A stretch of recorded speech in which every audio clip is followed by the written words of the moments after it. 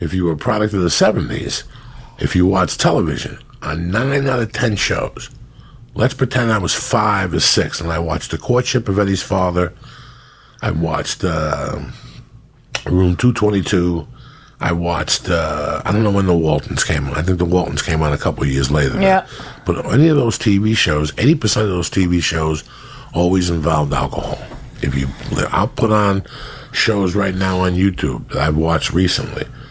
And there's a show called All in the Family. It's a family show. It's Sebastian Cabot and Sissy and Buffy. Mm-hmm. In the pilot, he fucking walks in, takes a bottle with no label on it, whatever substance, it's brown. Right. So it could be rye, whiskey, bourbon, scotch. It could be a bunch of different things. Right. Rum.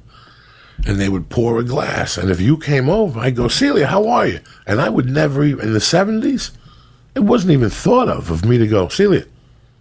No, I would pour and give it to you. Right. And you would go, okay, and you drink it in the 70s because DUIs weren't very prevalent then. They weren't. DUIs didn't get prevalently till about 1980. Well, they were. I just don't think anyone got it. Right. Nobody fucking got their shit people would thrown away. Fucking... Well, that was because of MAD that listen, took over 60% of DUIs, when I was growing up, I would hear it. People go, I was fucked up last night. I got pulled over. What happened? The cop got in my car, and I got in the cop car. And the other cop drove my car, and they dropped me off in front of my house. Like, shit like that. No way. There was shit like that. Yeah. It wasn't until MAD. Yeah, they would follow you home. Mothers Against Drug Driving is when 81 was when it started. That's really when I saw that accident when I was a child at 81. I was in an acid New Year's, and I saw a car break in half, went to a fucking pole. And the people yelling. I remember the girl yelling. The guy was dead as disco. The chick was yelling. And I went home, and I go, well, I learned the lesson. I'll never fucking drink and drive. Right. And I remember friends over the years. I had a friend that went home, got horny in the middle of the night, got in his car. He was on Quaaludes. He went into the city, got a fucking blowjob from a hooker. While he was getting his dick sucked, they got a gun to his head. They took his money. It was a scam. They took his money. He was pissed off because he was almost ready to come. I mean, when he told me the story the next day, and I was 19, and he tells me the story. He goes, I was ready to fucking nut in my mouth. And this fucking yam puts a gun to my head and fucking threatens to take my money. They were in on it together. She was giggling. He goes, I just wanted to come. He goes, I was going back home to get my ATM card to get more money. But he goes, as I was hitting Boulevard East, he hit 3 cars. Like, I've had a couple friends in the early 80s. In fact, one of the kids... That's a bad night right there. Oh, my God. One of the kids that listens to this show, his brother, when we were going in high school, he had a reputation of never talking. Like, if when he picked you up at night, Celia, get in the car, cocksucker, what's going on? How you doing? Celia, you want to do a package tonight? And you're like, no, I just want to fuck that. Lee, what are you doing? And he'd start busting your balls, and the whole way up, he'd be torturing you. You know, Celia, we're getting fucked up tonight. I got this shit that killed whatever. And then they get up to Corky's bar, they get a package. This guy would do 2 bumps, and he wouldn't say a word the rest of the night. And people go, what the fuck? You wouldn't shut the fuck up on the... But this was after about 2 or 3 years of doing blow in the early 80s. He stopped shutting up. Like, by the mid-80s, he wouldn't say a fucking word anymore. And one night, like in 84, maybe 83, he got a DUI. He didn't get a DUI. He crashed the car, and they brought him in and called his dad. And just to say, your son's here, he crashed the car, come pick him up, he's been drinking. Like, that's what it was like. Yeah. My friend's dad goes down there with the kid, Timmy, who listens to the show, Marblehead. And they ask, and my friend's a heavy-duty guy, his dad, and he goes, where's my son? He's right there. He goes, officer, how was his behavior tonight? And he said, the cop looked him straight in the face, and he goes, your son didn't make a peep. So Timmy, the old man, didn't know that he was high, but Timmy knew he was high, because he didn't make a peep. So bodes well for him. But that's how it was. For people listening to the show who were young, that's how it was. If you were cool, if you went on, listen, if you got drunk and went into a fucking tree in those days, okay, and they would come and there was alcohol in your car, they would tow your car, they would, they wouldn't. There was no consequence. But I think that there was a something happened in one of the states It was mad. That It a was girl it was died. Yeah. Mothers Against Drunk Yeah, it was Driving. a girl died. That's her what mother, it was. Because moms can change shit. Then a few moms got together. And they became a huge movement. Yep. Her daughter died in the person that started it. Her daughter died in a car accident. I will never forget seeing like the Lifetime movie of this and being like, I will never drink and drive.